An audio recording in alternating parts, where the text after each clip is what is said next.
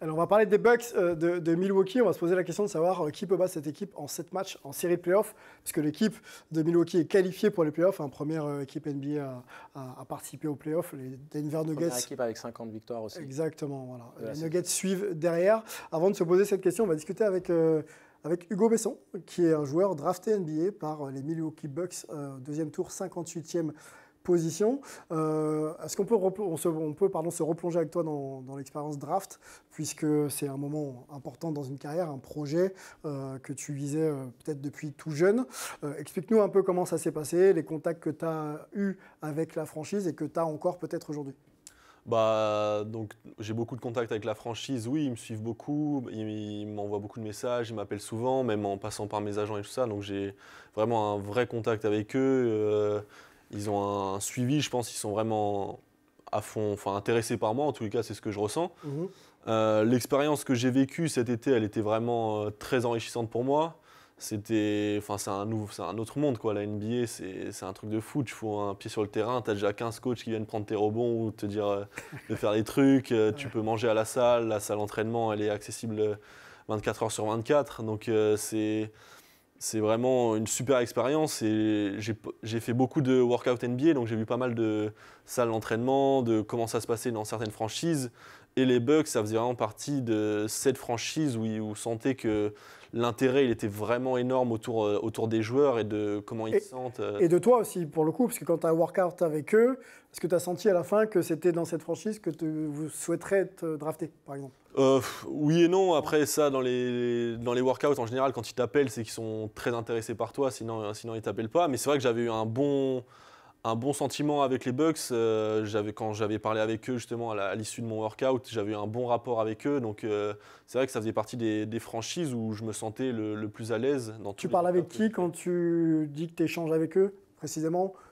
Quel niveau hiérarchique, le coach, les assistants ? C'est... Avec le Waterboy. Waterboy, pourquoi pas, hein ? Non, c'est avec le chef des scouts, le GM, l'assistant du GM, tout ça, quoi. Donc avec la hiérarchie assez haute quand même. Ok. Allons sur le débat des Bucks, une discussion plutôt qu'un débat. Grosse saison encore des Bucks, champions en 2021. Les Bucks de Giannis Antetokounmpo, peut-être de prétendants sérieux à la finale NBA. On peut peut-être montrer le classement déjà des Bucks sur cette saison, si on l'a. Voilà, c'est 71 journées et donc une première place à l'Est, 51-20. Donc un gros bilan positif. À la maison, ça se passe bien, 29-7 et à l'extérieur également, 22-13. On va se poser la question de savoir qui peut les sortir sur cette match dans la conférence Est. Donc nous, on a mis les Celtics quand même dans la conversation parce que c'est quand même une grosse franchise et une grosse saison qu'ils le font. Ils étaient en finale NBA derrière les Celtics l'an dernier. Puis on a mis aussi les Sixers dans cette discussion. Peut-être qu'on en a oublié.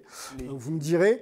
On part peut-être sur le starting line-up, donc les 5 de départ du côté des Bucks de cette saison. Donc vous avez Jrue Holiday, Giannis Antetokounmpo, Brook Lopez, Grayson Allen et Bobby Portis. On peut enchaîner avec le 5 de départ des Celtics, avec Jason Tatum, Jaylen Brown, Marcus Smart, Al Horford et Derrick White. Et on enchaîne avec le 5 de départ des Sixers, avec James Harden, Joel Embiid, Tyrese Maxey, Tobias Harris et Anthony Melton. Voilà un peu pour les 5. Bien sûr, il n'y a pas que 5 joueurs qui jouent sur le terrain. Bon, on vous propose d'abord les 5. Dites-nous un peu quelle équipe vous voyez matcher un peu avec les Bucks et peut-être être en mesure de les sortir sur cette match. En parlant que du 5 là ou en parlant de la globalité ? Globalité, on vous a proposé les 5, mais on peut parler bien sûr de la globalité. Mélissa ? En globalité, sur 5 matchs, moi j'irais pour Philly. Philly ? Ouais, je dirais Philly parce que Philly c'est costaud. Je trouve que c'est... au fur et à mesure de la saison, ils ont montré beaucoup de choses, beaucoup de capacités. Je pense qu'avec le talent aujourd'hui d'Embiid et aussi, entre guillemets, l'homogénéité. L'homogénéité. Exactement, qu'ils ont réussi à trouver tout au long de la saison. Pour le français, je suis les sens... Merci. Il n'y a rien du tout. Merci J'arrive pas à le faire en beaucoup. anglais, mais... Non, mais je pense que sur des séries, je trouve, 7 matchs, sur 7 matchs, je trouve que Philly sera beaucoup plus costaud que les Celtics. Même quand on regarde les matchs, je pense qu'aujourd'hui, Philly, c'est des matchs qui sont très serrés. Autant Celtics parfois peut perdre de beaucoup de points, mais je trouve que c'est... Après, c'est mon avis perso, je pense que Philly a plus de chances de gagner sur une série de 7 matchs que les Celtics face aux Ok, on peut rester sur les Celtics, hein, si jamais, enfin sur les Sixers, pardon, si jamais vous voulez en discuter aussi. Honnêtement, la profondeur de banc peut pas manquer quand même aux Sixers. Ouais, c'est ce que je voulais dire. Peut-être que la problématique, parce que quand on voit le 5, il est quand même bien costaud. Mais après, c'est un peu plus calme sur le banc. Mais en même temps, sur les playoffs, on sait que la rotation, elle est plus limitée aussi. Ouais. Après, si je devais... De toute façon, pour moi, personne à l'Est peut battre sur 7 matchs les Bucks. Pour moi. Okay. Face à leur profondeur de... c'est pas cette année, oui. Mais, non, mais parce que si je parlais d'autres années, ça ne servait à rien. Mais je suis d'accord avec toi. C'est qu'il y a quand même une vraie progression des Bucks par rapport à la saison passée. Mais continue. Mais ce que je veux dire, c'est qu'ils ont une équipe plutôt bien structurée, plutôt intéressante. Tu as Jake Crowder qui est venu remplacer un petit peu le chien de la casse qui est passé aux Sixers, justement, PJ Tucker. Donc, je me dis qu'elle est bien équilibrée, que Giannis, c'est juste une solution insoluble pour tout le monde. Qui peut arrêter Giannis? Ça joue bien ensemble, ça se connaît bien, ça défend bien. Après, ce qui est bien aussi, c'est ce qu'on regardait dans le roster, c'est une équipe aujourd'hui qui prend de l'expérience ensemble. C'est-à-dire qu'il y a eu l'année dernière, bien sûr. Ils étaient champions. Le roster qui ne bouge pas vraiment. C'est-à-dire que je pense que ça ne change pas beaucoup et aujourd'hui, c'est ça qui va faire la force des Bucks. Goran Dragic est arrivé, il y a Bobby Portis, il y a des joueurs d'expérience sur le banc. Moi, j'aime beaucoup cette équipe et vraiment, même si les Sixers me font une très bonne impression parce que je trouve que le duo Embiid-Harden, il fonctionne extrêmement bien. Et puis, tu as Tobias Harris, quand même, qu'il ne faut pas oublier, même s'il est un peu en deçà. Tu as Maxi, qui est plutôt un très bon joueur aussi. Et t'as un bon coach. T'as un bon coach. Non, Steph Curry, il est Brooklyn. Brooklyn, pardon.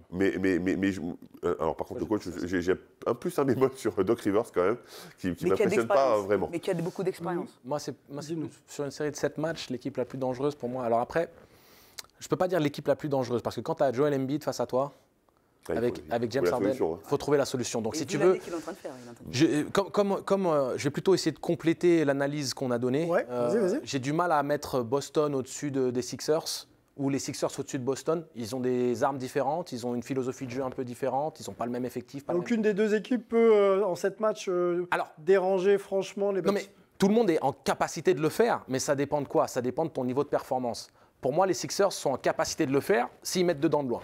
Ça veut dire que plus que les Celtics. C'est ça, c'est ça la question. C'est un peu, si tu veux, la problématique. Mais là, on parle de. Si tu regardes aujourd'hui, les Celtics, la dynamique actuelle, tu dis, s'ils ne trouvent pas leur solution, c'est sûr qu'ils ne seront pas capables de battre en 7 matchs. Parce qu'il y a eu un grain de sable dans l'engrenage collectif. Ça va un peu moins bien. Ça va juste moins bien. Ça va juste moins bien. Ça se passe moins bien la balle. Les timings ne sont pas aussi bons. Bon, il n'y a pas la même abnégation défensive, peut-être. On ne sait pas ce qui se passe dans le vestiaire. De la saison dernière, une finale NBA, la profondeur de banc aussi. Les playoffs, justement. C'est pour ça que moi, je ne peux pas les rayer, parce qu'une fois les playoffs activés, on ne sait jamais ce qui peut se passer. Les Rockets, à l'époque où ils sont champions en titre, ils font une saison régulière de merde, ils arrivent en playoffs, ils se qualifient de manière raccro, et derrière, ils roulent sur tout le monde. Il y a eu le trade de Clyde Drexler qui avait fait que... Et c'est ça qui... Bon, ok, mais... C'est difficile. L'avis d'Hugo, justement, sur les équipes qui peuvent prétendre jouer les yeux dans les yeux face aux Bucks dans la conférence Est, dont on a cité 2, il y en a peut-être d'autres que tu peux citer si jamais tu le sens. Est-ce que tu penses que les Celtics ou les Sixers sont clairement des prétendants? Je pense que c'est les deux équipes qui peuvent un peu leur tenir tête. Mais les Bucks jouent tellement ensemble depuis longtemps et ont engrangé l'expérience que je pense que ça va être dur justement d'aller les chercher en 7 matchs. C'est une équipe qui est super solide des deux côtés du terrain. Puis avec Giannis qui est vraiment impossible à tirer, à arrêter, je pense que ça va être compliqué de les battre. Tu sais ce qui est intriguant? Excuse-moi, Mélissa. Tu sais ce qui est intriguant, c'est le fait que l'année dernière, la blessure de Middleton leur fait extrêmement mal et qu'ils n'ont pas réussi à s'adapter et qu'ils perdent en 7 matchs face aux Celtics. Cette année, ils sont dans la lignée en fait, de cette adaptation. Ils restent en bonne santé. Voilà, mais sachant qu'en fait, il n'est pas indispensable. Il a été absent c'est ça que je veux dire. temps, donc ils sont adaptés. Il n'est pas indispensable. Et malgré... Ça a été une chance finalement qu'il soit absent, parce qu'effectivement, ils se sont préparés au fait que s'il est moins bien, s'il est absent, ils savent faire autrement. Ils savent jouer sans lui. Exactement. C'est-à-dire ils savent jouer sans lui et ils sont performants sans lui. Donc si lui retrouve un soupçon de son niveau d'antan, injouable. C'est l'opinion que j'ai, mais tu vois, c'est... Mais par rapport aux Celtics, tu vois, moi je me dis qu'eux, ils ont cette capacité à monter défensivement. Donc normalement, ils peuvent vraiment faire une défense bien cadenassée. Et du côté des Sixers, on a Embiid, c'est insoluble aussi. Qui peut arrêter Joel Embiid en fait?